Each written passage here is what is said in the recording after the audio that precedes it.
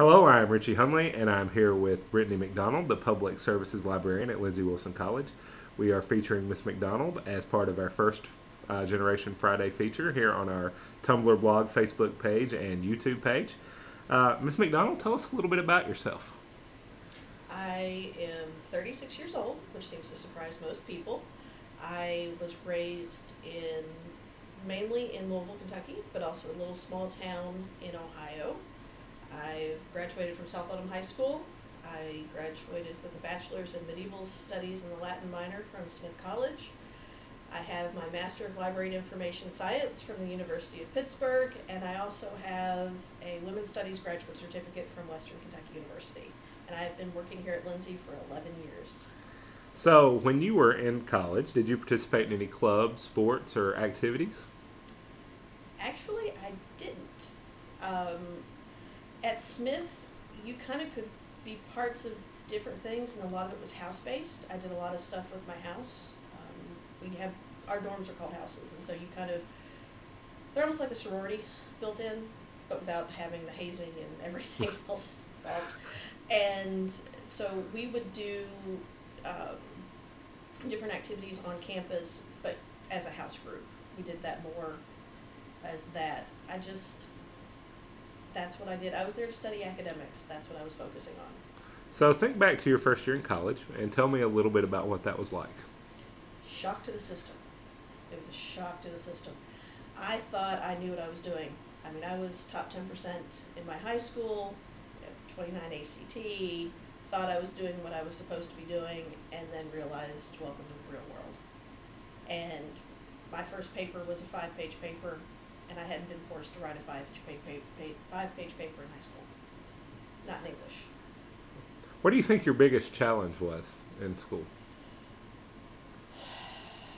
Biggest challenge was staying focused, because I love to learn, and so trying to focus on one aspect of it at a time was hard, because I would find something and then I'd go off on a tangent and then I'd go somewhere else and I'd want to continue and I'd still have to come back. But once I was focused, it was doing the work to a level that not only pleased myself but also pleased my professors.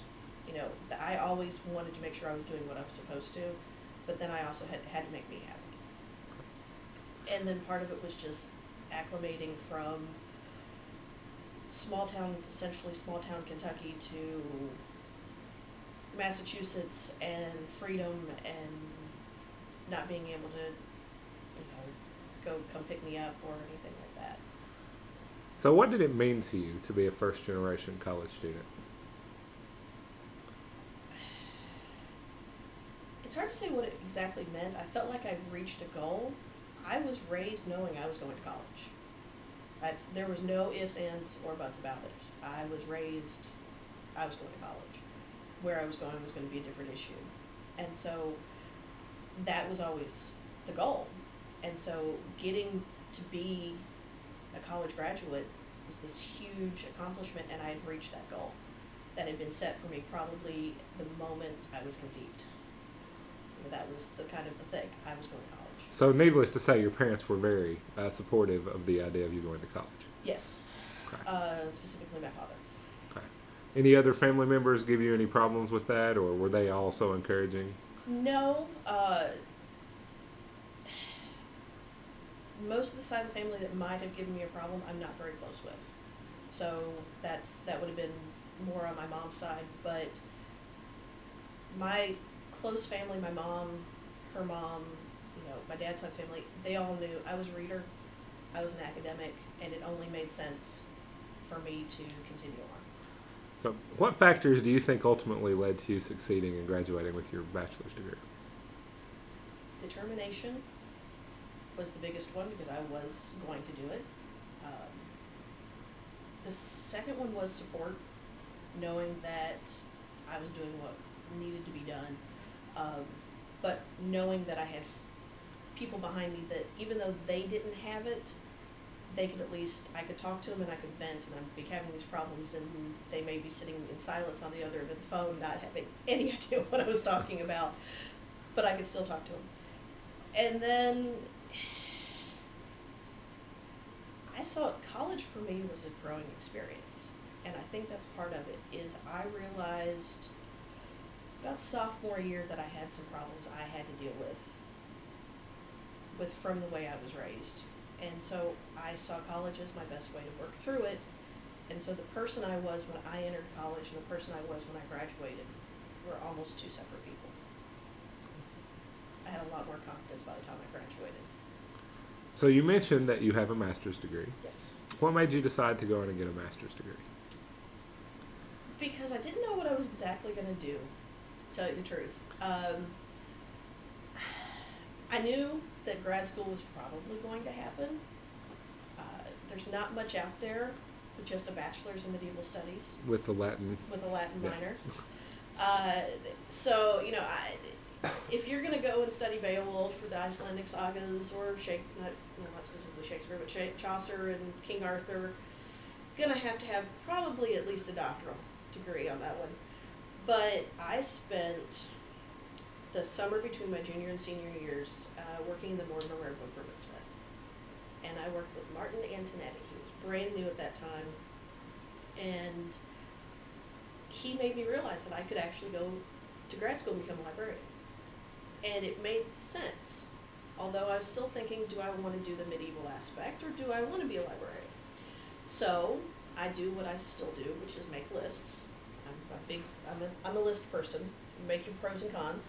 And on my wall, I had two names. I had Martin, and then I had Craig, who I had for 7 classes by the time I graduated. He taught me Beowulf and Old Norse and everything. So Craig represented the medieval studies.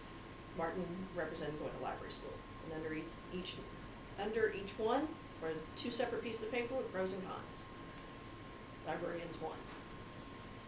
So have you considered, in the time since then, of going on and becoming a doctor to get your doctoral degree in anything? I have thought about it. Part of it is money. The cost of doing it is an issue. If I did, I would probably do it now in women's studies or gender studies. Going to Smith, it's an all-women's college. I left there knowing about women's issues, and so going and getting a graduate certificate made perfect sense. And in fact, I honestly wish there was an online master's program. There's not, at least at the time I was doing it, there weren't any. So this was about as close as I could get for online.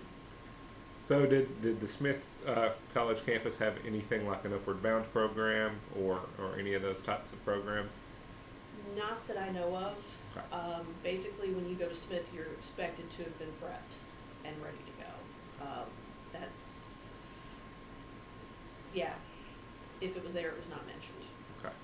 So our last question today, and this is my favorite one to ask because it always elicits the greatest response, is if you could only offer one piece of advice to other first-generation college students, what would that be?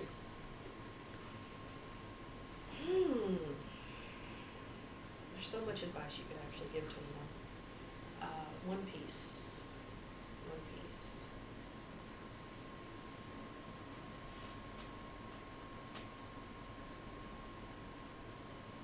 Honestly, it would be,